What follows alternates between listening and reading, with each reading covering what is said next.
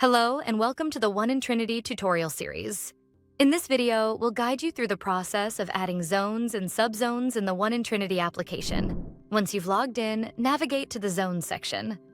Here you'll find a summary of all the zones that have already been created.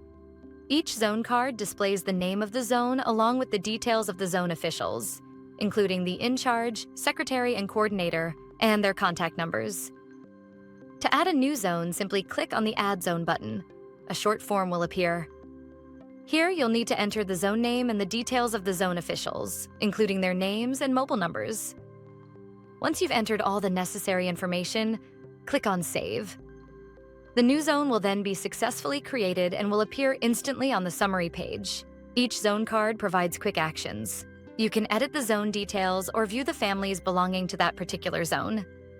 Additionally, you'll find a download button at the top of the page to generate the complete family report for that zone.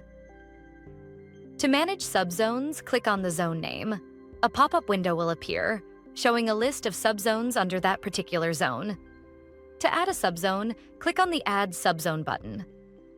A small form will appear. Here, you'll need to enter the subzone name and then click Save. The new subzone will be added instantly to the list. For each subzone, you can view the families in that subzone or download the subzone-specific report from the family list page. You can also edit the subzone details. And that's it. You now know how to add zones and subzones in One in Trinity. For more tutorials, don't forget to subscribe to our channel and click on the bell icon so you never miss an update.